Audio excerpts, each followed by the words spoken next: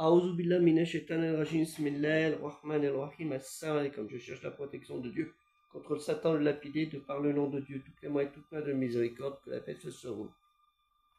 Tout d'abord, je tiens à remercier tous ceux qui font des dons actuellement concernant l'acquisition de livres sur l'astronomie et les mathématiciens musulmans.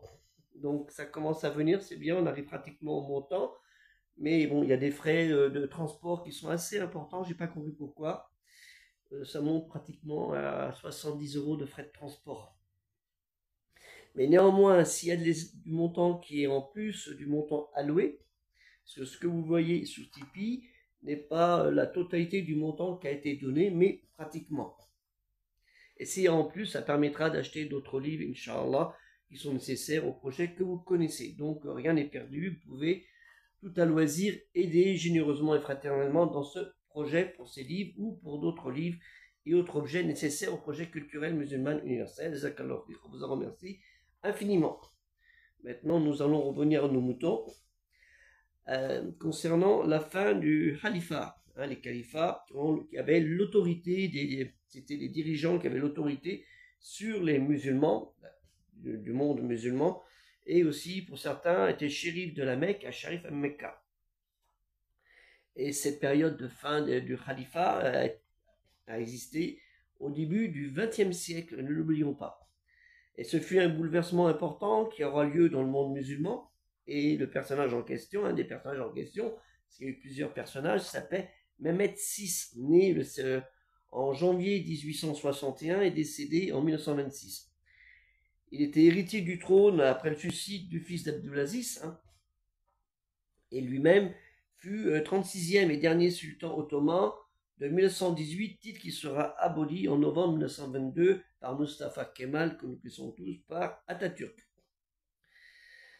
Et aussi, lui-même, ce Mehmet VI était aussi l'avant-dernier calife, on peut dire l'avant-dernier, s'il y avait plusieurs, l'avant-dernier, l'un des avant-derniers, ils étaient deux en fait, avant-dernier calife ottoman, lui ottoman, et il quitte la Turquie en 1922 après l'abolition de l'Empire ottoman et qui connaîtra la passation du titre.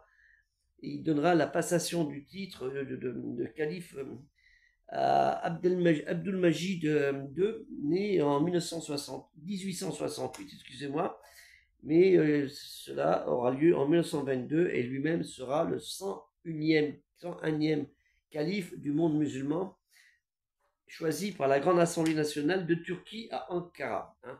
Et cela, malheureusement, jusqu'en mars 1924, parce qu'à son tour, il fut déposé. Sa fonction, en fait, n'était uniquement religieuse, et cette dernière fonction passera à son fils Ben Ali Abdelmejid II, qui lui est mort à Paris, le quartier de Montparnasse, en fait, le 23 août 1944. Et il faut savoir que ce Abdelmejid II était quand même ami avec l'Atatürk, mais comme il pouvait rien faire pour lui, il a dit vaut mieux que tu pars, sinon ça va pas le faire pour toi, tu auras des problèmes. Donc il a préféré le mettre en exil. Et il est mort le 4 juin 1931 à Amman, lui. Donc, et c'était un shérif de la Mecque, comme c'était le dernier shérif de la Mecque en 1924, et il était aussi roi du Hejaz en 1916 à 1924 et dernier calife sunnite à partir de 1924.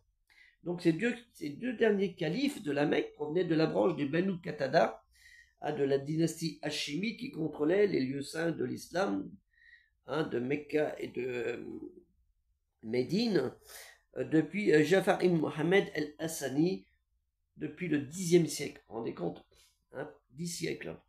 Et Hussein ben Ali était considéré comme le père, le dernier, que je vous ai expliqué, qui a été renvoyé, a été considéré comme le père du parabanisme. Le parabanisme, tout le monde a oublié de penser à ça, c'était en fait la nation arabe, quelle que soit la religion.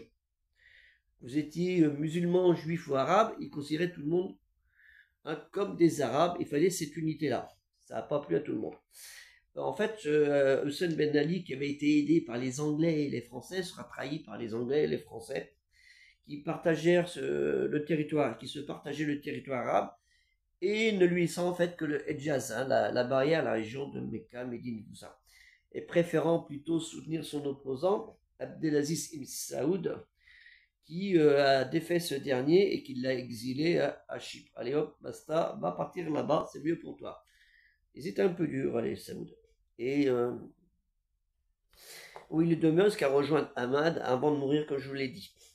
Abdallah Ier était né, donc il était né à la Mecque, il fut émir en plus de Transjordanie de 1921 à 1946, puis roi de Transjordanie de 46 à 49, sous le nom d'Abdallah Ier, roi de Jordanie en 1949, mort assassiné à Jérusalem. Hein, c'est celui qui a pris la suite. Et celui-là, ce Abdallah Ier de Jordanie, en fait, a été tué par Mustapha Achou, âgé de 21 ans, 2 balles dans la poitrine et une dans la tête, sur ordre probable de Haj Amin el-Husseini, le grand moufti de Jérusalem, et aussi par Abdullah el-Tel, comme certains pensent le dire. Ses descendants, en fait, ne reprendront pas le titre califat et la dignité de chef de la Mecque, qui fut supprimée par Abdelaziz bin Abdelrahman el-Saoud dès la conquête du Hejaz. Parce qu'en fait, lui, il ne pouvait pas le devenir, puisqu'il n'était pas, il n'était pas de la descendance de Oula el-Bet, de la maison du prophète, des gens de la famille du prophète. Donc, il ne pouvait pas porter ce titre. Et Abdelaziz bin Abdelrahman el-Saoud, qui régnait dans la nation voisine du Nejdj, hein, c'est plus à l'est, la région de Riyad et tout ça, qui faute d'être saïd, il était lui seigneur, c'était un saïd, hein, donc il ne pouvait pas se permettre d'être calife et shérif en même temps.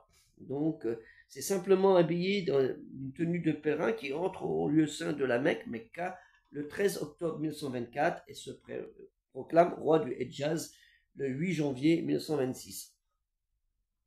Donc ces personnages que je vous ai donnés étaient en fait les derniers califes de l'islam sunnite.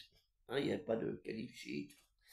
Et ce titre était tenu pendant la quasi-totalité de son histoire, de 970, avec Jafar bin Ibn Mohammed Ibn Hussein el-Hassani, qui était chef de la Mecque à la fin des années 960, au début 970. Hein. Il fut le premier émir appartenant à la dynastie moussaouide des Hachémides avec El-Moïse, 952-975, quatrième calife fatimide, ismaélien d'ascendance alide, un lignée patrilinéaire d'Ali. Qu'il soit, ça veut dire qu'il soit descendant de Fatima, fille de Mohammed, et des autres femmes d'Ali. Donc membre de Oula el-Bet, hein, des gens de la maison, qui contrôlèrent la Mecque et Médine, qui désignant dans la tradition musulmane les proches du prophète Mohammed, sallallahu alayhi wa sallam, sur lui le salut et la paix. Voilà comment a fini la dynastie des khalifats, hein, du XXe siècle, même si d'autres ont voulu, Daesh et d'autres, Al-Qaïda ont voulu sortir un autre khalifa, mais il faut savoir qu'on ne peut pas être calife comme ça du jour au lendemain, et surtout shérif de la Mecque si on ne fait pas partie de Oula el-Bet. Et apparemment, ces gens-là ont dû oublier cela, hein, ces gens qui sont des fondamentalistes, intégristes, ou ce que vous voulez. Donc, c'est ma conception. Pour moi, la religion, c'est de la din, nulle contrainte dans la religion. Et nous avons créé de peuples et de nations diverses, et le plus humble d'entre vous est le plus pieux. Sourate 49, verset 13. C'est ça le plus simple, la base est de croire qu'il n'y a deux dieux, que Dieu et que Mohammed sallallahu alayhi wa sallam, sur lui la paix, est son dernier messager, puisque Khatam, c'est lui le sceau de la prophétie. Que la paix soit sur vous, assalamu alaikum, et aider le projet culturel musulman universel.